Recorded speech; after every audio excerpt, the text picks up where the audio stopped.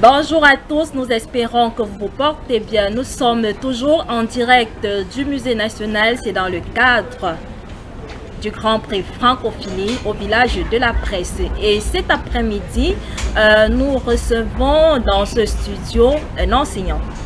Et bah ouais, nous sommes en vacances, mais on dit toujours que l'école ne finit pas, on apprend chaque jour. Donc aujourd'hui, nous recevons un enseignant et nous allons parler des nouvelles technologies, notamment de l'intelligence artificielle. Et je m'en vais comme ça le saluer et bon, disons que nous sommes dans l'après-midi, donc ce sera un bonsoir que je vais adresser à Monsieur Michel. Bonsoir Monsieur Michel. Bonsoir. Comment vous allez? Très bien. Bienvenue au Musée national, bienvenue à KPJ Event, KPJ Radio Live. Merci. Nous espérons que vous allez bien. Oui, très bien. Comment se passent les vacances? Très bien également. Et vous, en tant qu'enseignant, vous venez passer à la radio, vous parlez toujours école. Pourquoi cela? Dans votre introduction, vous l'avez si bien souligné. On apprend toujours. Et la période des vacances, c'est pas de tout repos. Surtout pour moi qui suis passionné des nouvelles technologies et dont la révolution des outils d'intelligence artificielle fait que il faudrait maximiser les connaissances, les apprentissages pendant cette période d'interruption de cours. Parce que les vacances en elles-mêmes, c'est juste que les cours connaissent une interruption. Donc il faut profiter de cette période pour pouvoir maximiser pour que dès la rentrée, les implications ou alors les usages que nous pouvons faire des outils d'intelligence artificielle dont nous allons parler, que cela puisse être implémenté dans les salles de classe. Justement, on parle de l'implémentation, de l'implication des nouvelles technologies, notamment de l'intelligence artificielle dans le processus, dans l'éducation en fait. Et là, on l'a dit, vous êtes instituteur, donc nous adressons particulièrement, je vais dire ainsi, aux primaires. Voilà, je vais l'exprimer ainsi. Et à votre avis, pourquoi intégrer l'IA dans l'éducation à l'école primaire? Bien, mon intervention concerne, en fait, le prétexte de mon intervention, c'est celui du thème de l'année scolaire précédente, 2023-2024, à savoir digitalisation des enseignements. C'est un peu ça qui était le thème phare. Le thème est un peu plus long, mais je me suis concentré sur ce qui concerne la digitalisation des enseignements. Donc, à votre question, pourquoi intégrer les outils d'intelligence artificielle, je vais vous dire, le ministère qui m'emploie, le ministère de l'Éducation de base, c'est pour ça que je vous disais tantôt que je souhaite que nous nous concentrions beaucoup plus sur l'enseignement maternel et primaire. Mais s'il faut faire des développements pour les autres ordres d'enseignement, on peut s'autoriser cette fenêtre-là. Donc, pourquoi? Parce que le ministère demande à ce qu'on parle déjà de digitalisation des enseignements, même aussi à l'école primaire. Et donc, dans la continuité de cette digitalisation, on va donc aller rencontrer les outils d'intelligence artificielle. Donc, c'est pour répondre d'abord à la préoccupation du ministère qui m'emploie, et aussi c'est pour faire connaître à certains collègues qui n'ont même pas encore totalement compris le principe ou le bien fondé de la digitalisation que je me propose d'intervenir sur vos ondes pour faire savoir les bénéfices de productivité et même de temps, de gain de temps en utilisant les outils d'intelligence artificielle. Donc voilà pour votre réponse, deux éléments que je peux mettre sur la table. Ok, avant d'entrer un peu plus dans le sujet, est-ce que vous pouvez déjà nous définir déjà c'est quoi l'intelligence artificielle? Pour celui qui découvre le terme, qu'est-ce que c'est? À la réalité, c'est une nouvelle technologie. Pour être totalement sincère avec vous. Il n'y a pas une année que moi-même j'ai découvert cette technologie. À ce titre, étant une nouvelle technologie, moi-même étant néophyte, je suis arrivé à la conclusion que la notion d'intelligence artificielle, dans sa définition même, n'est pas encore totalement établie. Les uns et les autres se risquent à dire ce que c'est ou ce que n'est pas une intelligence artificielle. Personnellement, donc, je fais remarquer que dans le terme ou les termes intelligence artificielle, vous avez intelligence et vous avez artificielle. L'intelligence, c'est ce qui est humain. Il n'y a d'intelligence que dans l'être humain, peut-on dire. Les critiques de l'épistémologie peuvent me contredire, mais nous savons déjà que dans l'ordre de la création ou de la vie, l'être qui est intelligent, c'est l'être humain. Et à côté, vous avez le terme artificiel qui est tout ce qui est en dehors du naturel. Donc, ce que l'homme, la personne humaine, va apporter en plus à la création du départ.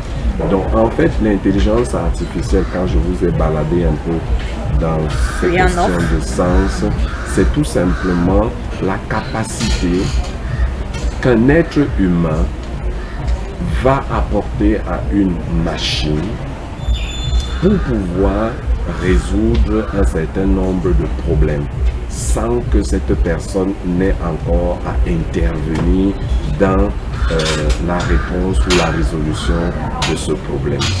Et cela touche à des implications dans tellement de domaines. Je me dis, si on a compris cela comme ça, c'est une machine qu'on va entraîner à pouvoir résoudre des problèmes que l'intelligence humaine peut également faire.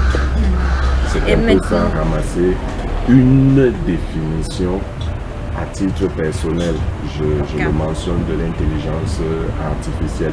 Mais dans les académies, puisque je suis parlé dans une académie de technologie, je ne peux pas vous donner une définition objectivement scientifique. Ça, c'est celle que j'élabore au fur et à mesure. Et maintenant, vous, en tant qu'enseignant, depuis combien de temps est-ce que vous avez décidé, ou alors depuis combien de temps vous pratiquez déjà avec l'intelligence artificielle? Je vous l'ai dit tantôt, ça ne fait pas un an. Et à la vérité, c'est lorsque j'assistais à une conférence ici dans la ville de Yaoundé, de personnes qui sont dans la digitalisation ou le marketing digital. Et l'orateur de ce jour faisait savoir que il y a quelque chose d'important à savoir. L'automatisation, effectivement. Et il disait, c'est une technologie que si elle n'est pas domptée, domestiquée, va créer beaucoup de problèmes. Et je me rappelle de cette image qu'il nous avait projetée ce jour-là d'un robot qui était programmé, donc embarqué avec une intelligence artificielle pour faire le ménage dans des latrines. Et là, il disait en bas, le robot ne se fatigue pas, le robot n'a pas mal de tête, le robot n'a pas besoin de congé annuel. C'était une façon de dire que tous les professionnels, du moins aucun secteur d'activité n'est épargné. Et cela, c'était seulement, il n'y a pas un an déjà. Donc ça peut faire à tout casser un an que je suis dans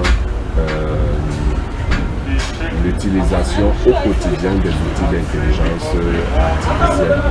À côté, j'ai rencontré des gens qui en ont fait des parcours au point d'avoir des masters, voire même des doctorats en intelligence artificielle. Et ce sont ces gens que je passe le temps à suivre sur leurs différents canaux de communication.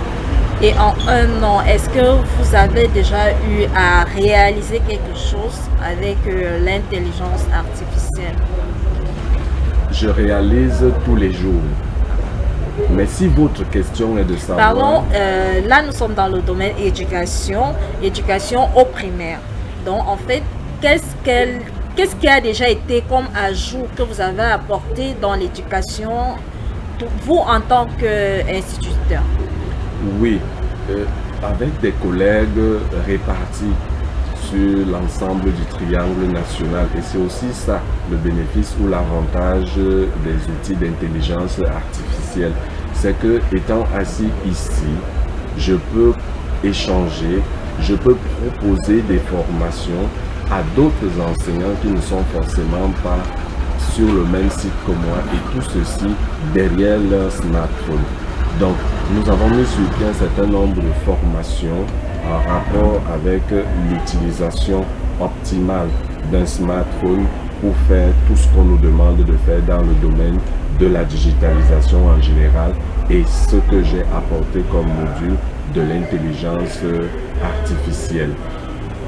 Il s'agit par exemple, nous avons pris d'abord le segment des enseignants.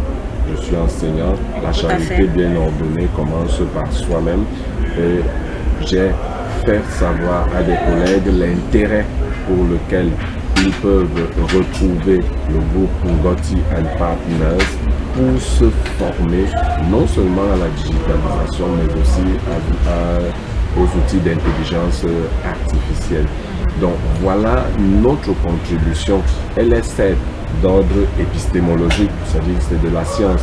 On n'a pas quelque chose de physique, on n'a pas quelque chose à vendre, mais nous formons les enseignants à utiliser cette nouvelle technologie, que ce soit pour concevoir des scénarios pédagogiques, pour monter même leur propre cours. Parce que vous savez, dans la vie d'un enseignant, il faut préparer son cours, il ne faut pas improviser devant les enfants. Donc, un enseignant qui nous a suivis prend du temps pour préparer ses leçons, élaborer ses énoncés de compétences, ses situations problèmes, ses situations d'évaluation, et même pouvoir corriger ces évaluations-là, tout cela grâce aux outils d'intelligence artificielle. À titre personnel, dans un environnement d'intelligence artificielle, je vous ai dit tout à l'heure que c'est une machine qu'on entraîne à pouvoir résoudre des problèmes. Je me suis saisi du problème de la réforme du système éducatif camerounais que nous offre le programme d'appui à la réforme de l'éducation au Cameroun, en abrégé PAREC. J'ai eu la chance d'être formé plusieurs fois et même de passer en recyclage à l'utilisation du curriculum de l'enseignement maternel et primaire du Cameroun. Donc, dans ce sens, j'ai réussi à entraîner un outil d'intelligence artificielle pour que les collègues qui n'ont pas pu participer à cette formation, et je remercie d'ailleurs les organisateurs du PAREC pour cette formation, parce que en dehors de l'aspect financier, de l'intérêt financier, il y a vraiment tout un intérêt scientifique derrière. C'est cet intérêt-là que j'ai donc voulu partager avec les collègues qui n'ont pas pu assister à cette formation. Et l'outil, on peut le retrouver sur la plateforme en question. D'accord. Sans vous couper, on va revenir un peu plus loin dans l'émission. Mais là, revenons à la pédagogie elle-même. Tout à l'heure, vous avez dit l'enseignant doit utiliser, ou alors vous souhaitez, voilà, je vais utiliser ce terme-là, vous souhaitez que l'enseignant utilise désormais l'intelligence artificielle pour préparer, dispenser et, je vais dire comment, et faire des corrections du programme scolaire, voilà. Quand on parle d'éducation, on va vous dire l'enfant ne retient pas forcément beaucoup de choses. Déjà qu'il y a, on va dire, les matières comme l'histoire, la géographie, la mathématique, bon, toutes les matières qu'on connaît. Quand on vient ajouter aussi à tout cela l'intelligence artificielle, il faudrait d'abord qu'il y ait une éducation en avant de permettre à l'enfant d'utiliser cet outil-là. Vous ne pensez pas qu'en ce moment-là, je vais dire, est-ce que ça ne va pas saturer le cerveau de l'enfant? Vous posez là une question dont la pertinence est avérée. Pour la petite histoire, deux éléments me viennent à l'esprit avant de répondre à votre question. Oui, ça peut saturer si on ne prend pas les outils d'intelligence artificielle par le bon bout. Et je vais vous expliquer pourquoi. Je suis CAPIEM 2013. La réforme du système, ou du moins du curriculum, intervient en 2018, année scolaire 2018-2019. Je suis formé dans les anciens programmes officiels et je tombe directement un matin de rentrée scolaire. L'équipe de l'inspection d'arrondissement dans laquelle j'enseignais à cette époque entre dans ma salle de classe et me fait savoir que les choses ont changé. Ça ne peut plus se passer comme c'était avant. Et il fallait se mettre à la page. Ça fait que vous allez tomber des nues, peut-être vos auditeurs aussi. Il fallait parfois s'asseoir à partir de 2 heures du matin. Pourquoi? Jusqu'à 6 heures. Pour comprendre le document volumineux qu'on nous avait mis dans les mains avant de te retrouver dans la salle de classe pour enseigner ce qui était dans ce curriculum. Plusieurs n'avaient peut-être pas toutes les informations. Il fallait donc se mettre à la recherche sur Internet. Et là, ce n'était pas facile. Il fallait même déjà pouvoir être dans une localité où il y a l'énergie électrique et même encore plus la connexion à Internet. Donc vous voyez que ça a été très difficile. Et même le ministère a pris un peu de temps avec la Commission nationale d'homologation du manuel scolaire pour pouvoir proposer un manuel scolaire unique. Vous voyez que ça fait déjà tellement d'informations que même l'enseignant que j'étais à cette époque avait déjà d'abord du mal à assimiler. Et justement, vous parlez de tout cela. Ajouter à ça, je dirais même, il y a de cela quelques années, dans certains établissements, on a vu des directions offrir des tablettes à certains enseignants et bon, certains se retrouvaient avec la tablette, ils ne savent pas comment utiliser. Et là, vous allez leur parler de l'intelligence artificielle. Comment est-ce que ça va se passer, cette transition-là? Oui, avant de répondre à comment la transition va s'opérer, il y a un deuxième élément que je souhaite souligner dans votre précédente question. Est-ce que ça ne va pas faire trop? J'ai dit oui, ça va faire trop, mais si on ne s'y prend pas de la bonne façon. Figurez-vous, lorsque moi j'étais à l'école primaire, c'est vrai que la réalité du monde ne se limite pas à ma simple personne. Mais les gens de ma génération, lorsqu'ils étaient à l'école primaire, avaient quelques disciplines, en français, en mathématiques, en connaissances générales, en anglais, et là où les établissements étaient confessionnels, la catéchèse. Mais figurez-vous qu'aujourd'hui, avec la nouvelle réforme, il y a cette 10 disciplines, mais subdivisées en 45 sous-disciplines. Ça fait beaucoup. Imaginez, ça fait beaucoup. Il faut donc savoir s'y prendre par le bon bout. Et c'est là où les outils d'intelligence artificielle interviennent. Que ce soit chez l'apprenant, que ce soit chez l'enseignant, pour faire déjà la synthèse de toutes ces informations-là. Au niveau des élèves, par exemple, aujourd'hui, le système n'est plus celui du citacisme, comme nous disons dans notre jargon. Il ne s'agit plus pour l'enfant de retenir tout cela. Non, il s'agit d'apprendre à résoudre les problèmes au quotidien. Je vous prends un exemple simple. On passe la leçon de sciences. Une notion en rapport avec l'hygiène. Et la conclusion, c'est que il faut se laver les mains en sortant des toilettes avant de manger. Ça, c'est ce que l'enfant va apprendre dans la salle de classe. Maintenant, il faut que cet enfant se rende compte à la maison que là maintenant, je sors des toilettes, je dois me laver les mains. Sans qu'on Il faut que l'enfant intègre en fait. Voilà, c'est pourquoi je parle aussi d'intégration pédagogique des outils d'intelligence artificielle.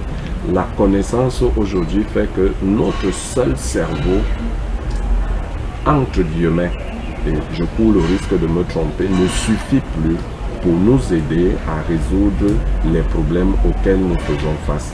Donc, si un élève est en situation d'échec scolaire, avec des outils d'intelligence appropriés, on peut diagnostiquer. En fait, ça se fait même avec l'accompagnement de son enseignant, à quel niveau se trouve sa difficulté et lui proposer dans ce qu'on appelle une pédagogie différenciée ou un enseignement personnalisé. Parce que tous les enfants en situation d'échec scolaire n'ont pas tous la même difficulté. Donc, et comment l'enseignant va donc s'y prendre pour pouvoir adresser des évaluations qui correspondent à chacune des difficultés de ces enfants. C'est ce que les outils d'intelligence artificielle nous permettent de faire. Donc, en résumé, ce n'est pas un savoir qu'on vient encore à rajouter, mais c'est une façon d'utiliser les nouveaux médias. Et je viens donc là à votre seconde question. Alors qu'on a distribué des tablettes, ils se retrouvent avec, ils ne savent pas trop comment ça va se faire. Je propose, vous voyez l'attrait pour les nouveaux médias, à l'instar du téléphone portable, smartphone, donc avec la possibilité de pouvoir se connecter ou de produire du contenu multimédia. C'est sur cette vague que je propose que nous surfions pour pouvoir faire comprendre aux uns et aux autres que même à partir de ton téléphone smartphone, tu peux faire tout ce qu'on te demande de faire en rapport avec la digitalisation.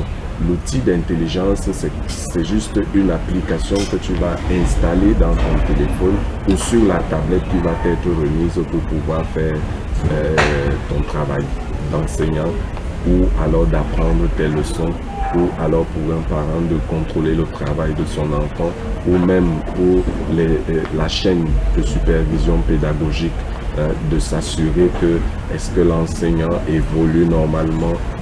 Vous voyez, lors de la COVID-19, l'un de ses effets, c'était la fermeture des écoles et tout ce qu'on a connu. Il fallait pour éviter une année blanche se rassurer que le programme avait été ouvert comme cela se devait. Or, nous étions en train de commencer, je crois, le mois de février, donc du deuxième trimestre.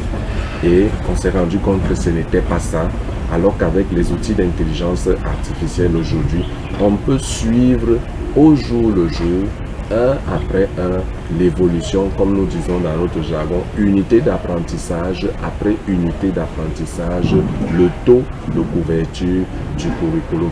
Et c'est un document exigible à l'enseignant, mais avec les outils d'intelligence artificielle, tous les intervenants de la chaîne pédagogique peuvent se rassurer de ce que effectivement la progression est conforme à ce qui devrait être. Et c'est pour cela que la digitalisation avait été mise en avant, de telle sorte que ce soit en situation de crise, ça peut être une guerre, de maladie ou de pandémie comme c'était le cas, que les enseignements ne s'arrêtent pas et que ces enseignements puissent continuer, fussent à distance. Et c'est pour ça qu'on a donc, par exemple, au niveau du ministère des enseignements secondaires, la plateforme e-learning qui, lorsque vous entrez sur cette plateforme, vous choisissez l'ordre d'enseignement général, technique, vous entrez la classe, vous retrouvez le trimestre, vous retrouvez les disciplines, les disciplines ou les matières, et vous avez les cours séquence après séquence. C'est tout cela, la digitalisation, c'est aussi cela, les outils d'intelligence artificielle. Et à ce moment-là, est-ce que ça ne va pas rendre que ce soit l'enseignant ou alors l'élève paresseux? Je m'explique. Quand vous m'avez montré là tout à l'heure en offre comment utiliser l'outil, c'est-à-dire quoi, je parle et c'est le téléphone qui rédige tout. Là, un enseignant qui s'assoit, il est dans sa chambre ou bien alors il est déjà dans la salle de classe et puis il se met à bavader et puis tout se rédige sur le téléphone ou sur la tablette. Il va vous dire que, par exemple, c'est sans risque, bon, avec le risque de me tromper, voilà. Il y a dans certaines écoles ou alors il y a certains enseignants qui renvoient déjà des élèves à aller faire des recherches sur les téléphones, dans les cyber et puis j'en passe. Voilà, pour cet enseignant-là qui sait déjà que il a, je vais dire, le contact du parent, il va juste envoyer le document comme ça et dire au père ou à la mère de l'enfant, faites lire ce document à l'enfant. Pour ce parent-là qui n'est pas présent, l'enfant n'aura pas le document, vous êtes d'accord avec moi? Là, à ce moment, comment ça se passe au moment d'évaluer? Pour l'enseignant, lui, il va vous dire que j'ai transmis le document aux parents, même si l'enfant ne l'a pas eu, la faute revient aux parents. Là, comment on gère cette situation-là? En fait, pour rester un peu dans le jargon pédagogique, nous avons là affaire à ce que nous appelons la pédagogie inversée ou la classe inversée. Aujourd'hui, ce n'est plus dans la salle de classe que le processus enseignement-apprentissage commence et s'achève. Il est recommandé que le processus enseignement-apprentissage commence en dehors de la salle de classe, beaucoup plus dans le milieu de vie de l'enfant, par exemple en famille ou à la maison. D'accord? C'est pour ça que nous sollicitons des parents leur contribution. Et heureusement, mon thème de recherche en fin de formation à l'ENIEJ, c'était le suivi pédagogique parental et la réussite scolaire des élèves. La conclusion est quoi? C'est que les élèves vont d'autant plus réussir que leurs parents vont s'intéresser à ce qui se passe à l'école. Un exemple tout simple. Est-ce que lorsque l'enfant est rentré, le parent a demandé même qu'est-ce que vous avez fait à l'école?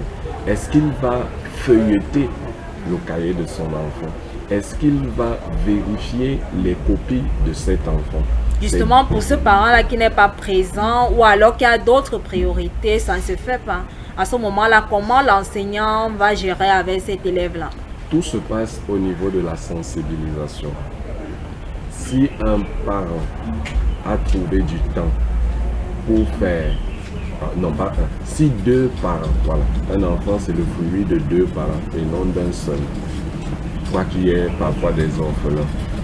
Si deux parents ont trouvé du temps pour faire, fabriquer, pour avoir un enfant, il devrait aussi avoir du temps pour son éducation. Parce que en fait, l'éducation, c'est un investissement. Ce n'est pas une dépense. Malheureusement, dans les budgets de famille, dans la rubrique dépenses, on va voir scolarité. Non, sortez la rubrique scolarité des dépenses. C'est un investissement que le parent fait pour se garantir des vieux jours meilleurs. Le parent qui ne prend pas soin de la scolarité de son enfant court le risque, je reste au conditionnel, court le risque d'avoir sous son toit un adulte qui ne peut pas se prendre lui-même en charge. Et c'est pourquoi vous verrez des parents sous un même toit devenir des grands-parents et parfois même des arrière-grands-parents. Parce qu'à un moment donné, nous nous sommes dit, je suis chauffeur de taxi, je suis Bayam Salam, je ne peux pas suivre mon enfant, je prends un répétiteur. Mais l'autorité du parent, ce n'est pas l'autorité du répétiteur, ce n'est pas l'autorité de l'enseignant. Donc, chaque parent devrait trouver du temps pour veiller sur la scolarité de son enfant. Ça fait quoi? L'un de nos enseignants nous disait à l'école de formation, l'école fait du bien à ceux qui la font bien.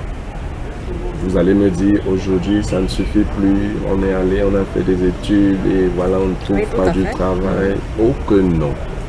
Le travail, ça ne se trouve pas. Le travail, ça se crée. Et c'est ça la plus-value de l'intelligence artificielle.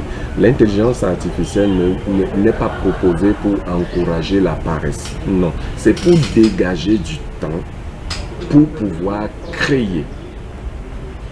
Mais là, en ce moment, pour la personne qui, je vais pas, bon, c'est pas une insulte, hein, mais qui n'a pas une intelligence poussée pour réfléchir à tout cela, la personne, par exemple, pour l'enseignant, vu que nous sommes dans l'éducation, l'enseignant, il a fini de parler, la machine a rédigé, il est allé dans un secrétariat, il a imprimé, il a la version physique, il remet aux élèves.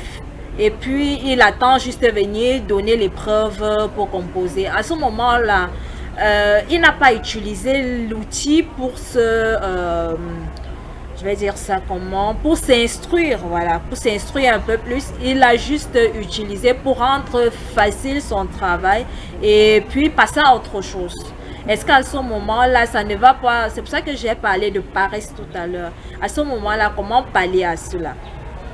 La paresse est la qualité du paresseux. Ce ne sera pas le partage de celui qui sera travailleur. Je vous rappelle que lorsque nous découvrions Internet, et notamment l'outil de recherche Google, un verbe a commencé à circuler dans les milieux estudiantins, à savoir googliser. Il suffisait d'avoir un thème, de l'introduire dans Google et de faire un copier-coller tout simple. Est-ce que c'est parce que Google était une mauvaise chose? Non. L'enseignant qui va se comporter de la sorte ne va pas utiliser de façon optimale les outils d'intelligence artificielle. Pour ma part, le segment sur lequel je me concentre, c'est toute l'énergie à canaliser dans la créativité. Ce n'est pas parce qu'on est enseignant qu'on va faire du copier-coller et remettre les copies aux enfants et venir évaluer. Non. Dans le déroulement d'un scénario pédagogique, il y a une phase où il faut susciter l'intérêt des enfants ou des apprenants pour la leçon qui va être présentée. Donc, lorsqu'on envoie même ces documents aux parents, c'est déjà d'abord pour que l'enfant prenne le temps de lire ce document, pour que en classe, on exploite ce document-là. Ça peut être un texte, ça peut être une image, ça peut même être une vidéo. Je peux envoyer, je crée un forum WhatsApp pour ne pas faire la publicité de la salle de classe ou même de l'école et j'envoie une vidéo en rapport avec le savoir ou le savoir-faire ou le savoir-être de la leçon, en rapport avec une unité d'apprentissage bien précise, parce qu'il y en a 8 en tout dans le système primaire et maternel. Donc, j'envoie ce document avant, classe inversée, l'enfant prend connaissance de cette vidéo et il y a un autre travail que nous devons faire dans la salle de classe avant donc de pouvoir évaluer ces enfants. Donc, c'est un peu comme ça que ça fonctionne. Il ne s'agit pas du fait du plagiat, parce qu'en fait, c'est ça le piège. Il faut éviter le plagiat. Donc, lorsqu'on avait fini avec le thème googliser, aujourd'hui, vous avez des réponses toutes faites. Si vous les prenez, vous les distribuez, bon, c'est votre choix. Mais moi, je dis, avec l'outil d'intelligence artificielle, je dégage du temps pour me concentrer davantage sur la créativité inhérente à l'activité que je suis en train de mener. C'est un peu ça ma vision, c'est un peu ça ma vision. Ok, on parle de l'intelligence artificielle, mais je m'interroge sur la fiabilité de cet outil-là. Comment est-ce que vous, comment est-ce que vous pouvez répondre à cette question de fiabilité? Je vais probablement surprendre vos auditeurs en disant que les outils d'intelligence artificielle ne sont pas fiables. Bon, facile pour expliquer. Ouais. Et vous allez me dire, mais comment vous venez nous parler de quelque chose qui n'est pas justement fiable? Voilà. Tout simplement, je pars de la définition. Heureusement pour vous, vous m'avez posé cette question d'entrée de jeu. Qu'est-ce que l'intelligence artificielle? Et je vous ai dit que c'est une machine qui est entraînée. À partir du moment où je vous dis que c'est une machine qui est entraînée, ça veut tout simplement dire que si vous lui adressez une requête sur un segment de savoir ou de connaissance où cette machine n'a pas été entraînée, vous n'aurez pas la performance que vous souhaitez avoir. Ça veut dire quoi? Les outils, c'est pourquoi les mises à jour. La mise à jour, c'est que l'outil va intégrer les connaissances naissent tous les jours. Mais à l'état actuel, je crois que les dernières intelligences artificielles vous donnent au moins des actualités des plus récentes dans les années 2000, 2020 même. Je crois que j'ai eu 2023 même déjà. Ça veut dire quoi? Si vous lui demandez par exemple le nom d'un président de la République d'un pays en telle année, avant 2023, la machine peut exactement vous dire qui était le président de cette République à ce moment-là. Mais si vous lui demandez des informations un peu plus récentes, comme nous parlions tout à l'heure de la francophonie, si vous lui demandez exactement ce qui se passe aujourd'hui, là, la machine ne pourra pas vous le donner. C'est pour cela que je dis ce n'est pas des outils fiables pour, et je complète ma réponse, pour des connaissances récentes, suffisamment récentes. Mais en tant qu'intelligence artificielle, donc machine à entraîner, vous pouvez vous-même aussi lui demander si elle-même elle est satisfaite de la réponse à votre question, ou du moins à quel pourcentage estime-t-elle cette intelligence elle-même, le degré de fiabilité. Est-ce que je peux me fier à la réponse que l'intelligence vous a apportée et elle-même va vous dire, moi-même en tant qu'intelligence artificielle, je suis satisfaite à hauteur de 30, 20, 40, 60 ou 70 ou 90% de la réponse que je viens de générer. Et de votre expérience, est-ce que vous pouvez me dire si la machine est capable de se tromper? Je m'explique.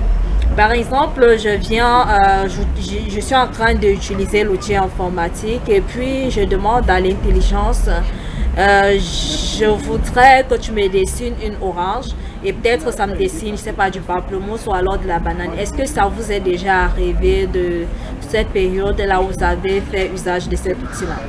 Avant de répondre à votre question, je dois préciser que la machine ne se trompe pas. La machine, c'est l'outil le plus fiable même qui existe.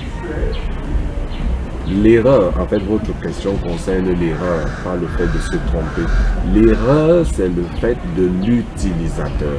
La personne assise derrière cette machine qui l'a entraînée, c'est cette personne qui, à un moment donné, s'est trompée. C'est pas la machine qui se trompe, c'est l'utilisateur, c'est la personne qui a entraîné la machine qui, bon, quand je parle d'avoir entraîné une machine, c'est-à-dire quoi? Il faut derrière une intelligence artificielle une base de données. Donc si je comprends bien, par exemple, si j'ai besoin de confirmer, je vais dire ça comme ça, de confirmer une information, je vais dire par exemple, je voudrais la date de naissance de telle personne. Peut-être, je ne suis pas certaine de la date. Je me dis peut-être, prenons un exemple banal, c'est peut-être, j'hésite entre 2000 et peut-être 2001. Et est-ce que c'est possible, par exemple, de poser la question à l'intelligence artificielle et puis elle me donne la date exacte? C'est-à-dire quoi? Je vais écrire dans la machine, je voudrais connaître la date de naissance de telle personne, mais je ne sais plus si c'est en 2000 ou en 2020, en 2001. Est-ce qu'à ce moment, la machine est capable de me dire que oui, tu t'es trompé, c'est plutôt peut-être en 2003. Est-ce qu'à ce moment-là, est-ce que la machine est déjà capable, est-ce que l'intelligence artificielle est déjà capable de faire cela, ou alors est capable de faire cela? Tout à fait, tout à fait. C'est ce qu'elle va faire. Si vous lui indiquez dans votre requête ou dans votre prompt, c'est le terme approprié pour désigner la question qu'on adresse à un outil d'intelligence artificielle. Vous lui dites, je ne suis pas sûr de la date de naissance de telle personne, pourvu que ce soit une personne publique, et que l'information de sa date de naissance également soit publique. L'intelligence va balader les pages internet ou bien tous les supports de communication où on peut aller retrouver une date de naissance attachée au nom de la personne et vous dire non, ce n'est pas à cette année, c'est plutôt tel jour, tel mois, à telle heure ou telle année. L'intelligence artificielle est capable d'attirer l'attention de son utilisateur sur ce que l'information que vous lui apportez ne correspond pas à ce qu'elle a retrouvé dans les bases de données du monde. Ok, là on s'éloignait déjà un peu. Revenons à l'éducation.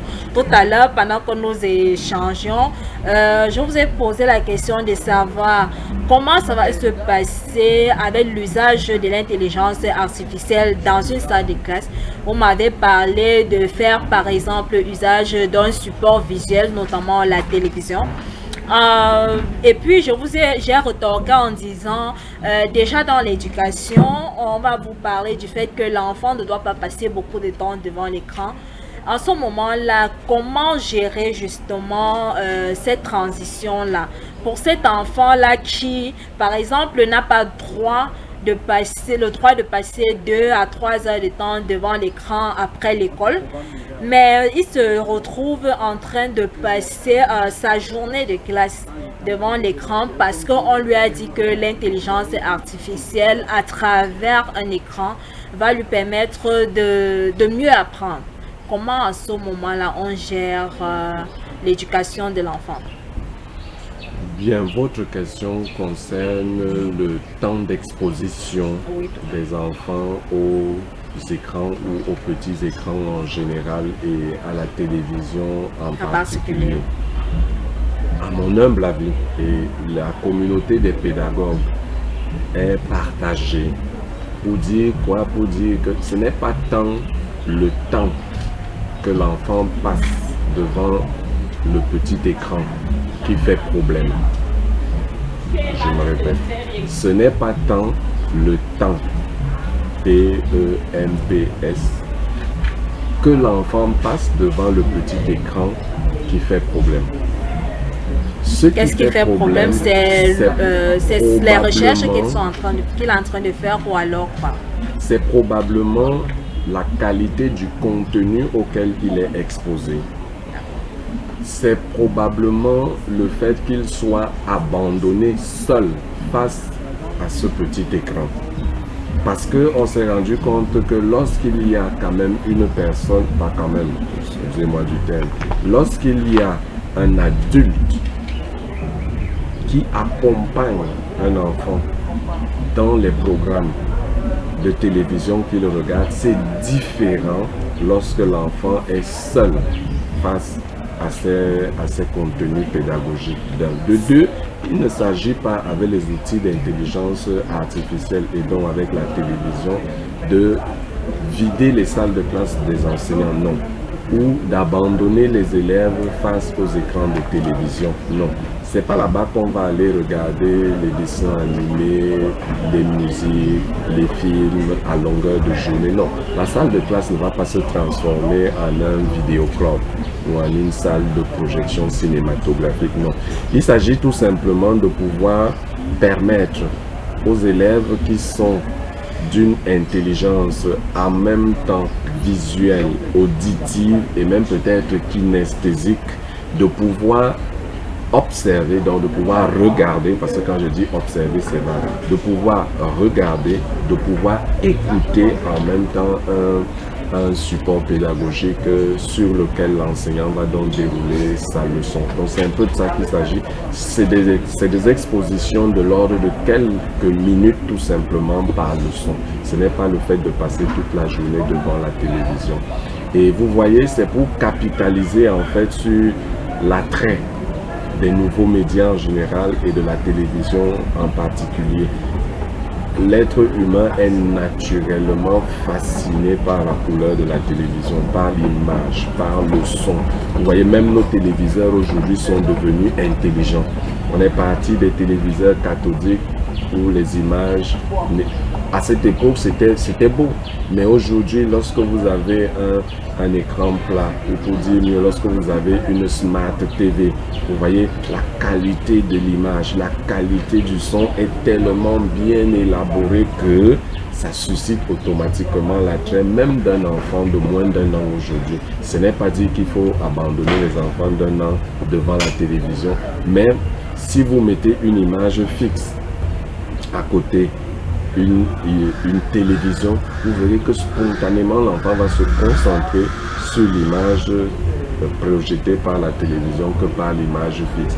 Et nous, dans les salles de classe qui ne sont pas encore digitalisées, nous avons ces supports physiques figés que nous utilisons encore dans les manuels scolaires au programme ou d'autres que nous pouvons trouver sur Internet pour présenter à chacun des élèves. Vous voyez que ça nous fait prendre un peu plus de temps que si la séquence était directement projetée par le petit écran dans la télévision. Donc c'est un peu ça. On va capitaliser sur la qualité de l'image et du son de la télévision pour pouvoir présenter à toute la salle de classe le support pédagogique qui va être exploité dans la suite de la leçon.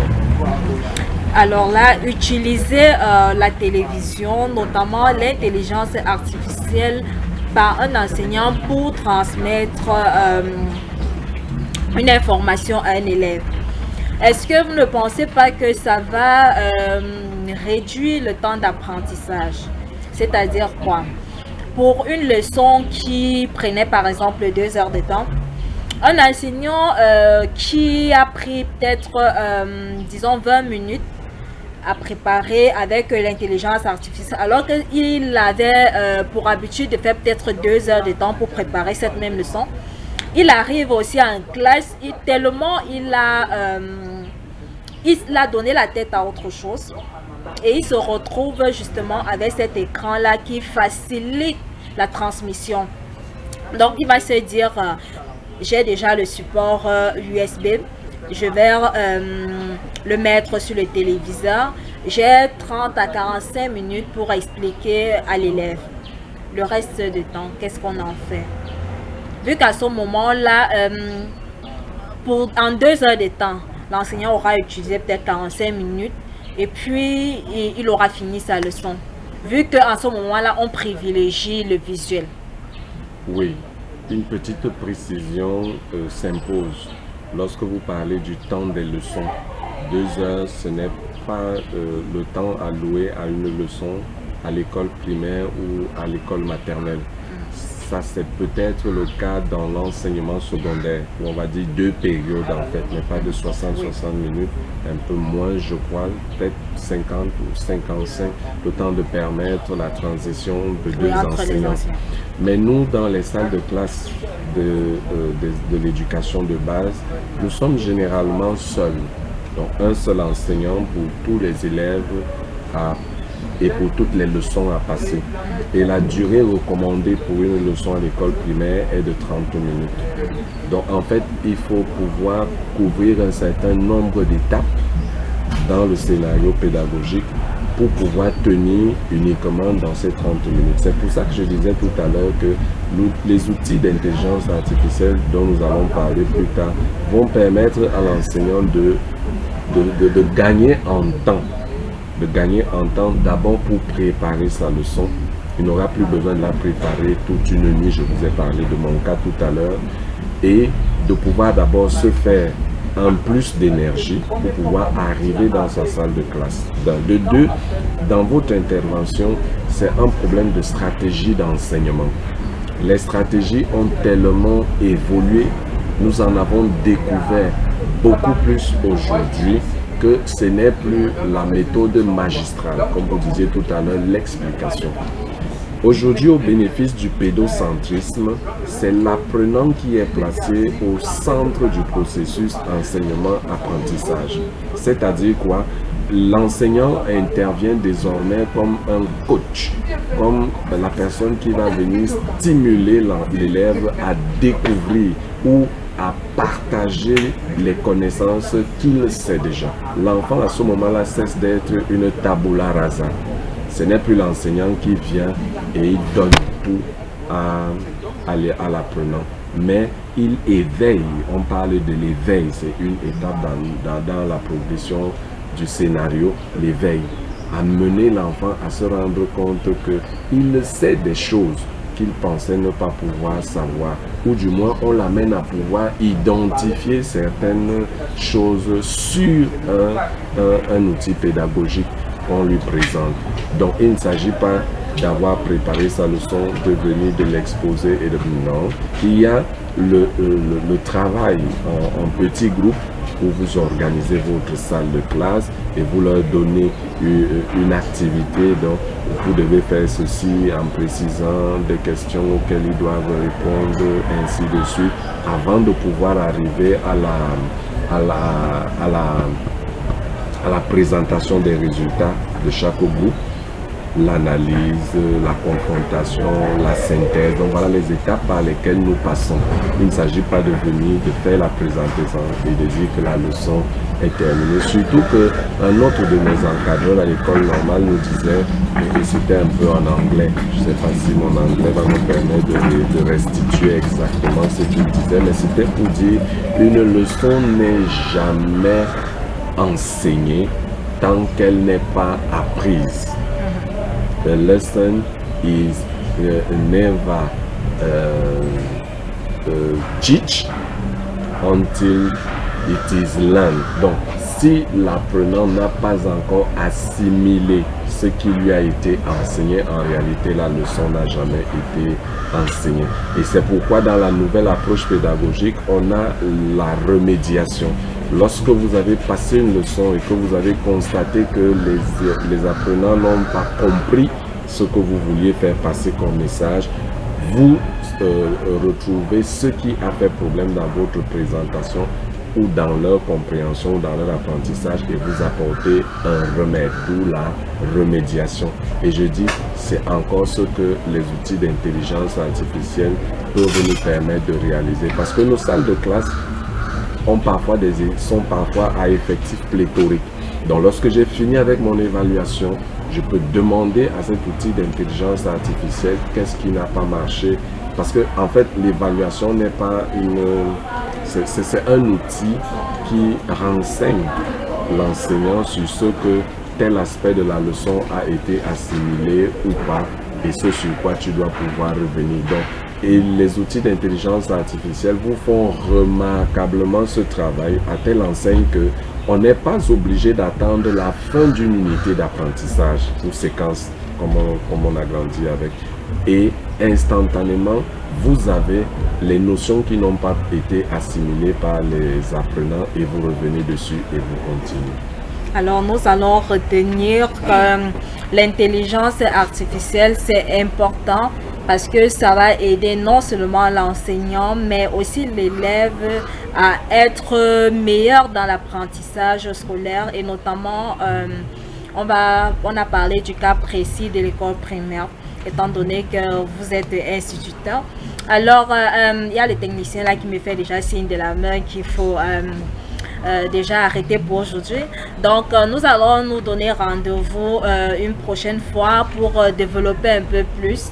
Et nous disons merci à nos auditeurs et aux téléspectateurs qui nous ont suivis cet après-midi. Nous étions en direct du Musée national dans le cadre du village de la presse pour la 5e édition du Grand Prix Francophonie des médias. Nous allons dire merci à Monsieur Michel pour sa présence. Un dernier mot en quelques secondes pour terminer. Oui, mon dernier mot c'est de vous remercier de m'avoir ouvert vos antennes et de rassurer la communauté éducative de ce que les dangers des outils d'intelligence artificielle ne frapperont pas le système éducatif si nous en faisons une utilisation responsable. Ok. Utiliser l'intelligence artificielle, utiliser de la bonne manière et puis ça vous fera du bien au niveau de l'éducation. C'est ce que nous retenons. Nous donnons rendez-vous très prochainement pour une autre édition où nous allons un peu plus développer les méandres de l'intelligence artificielle. Bye bye.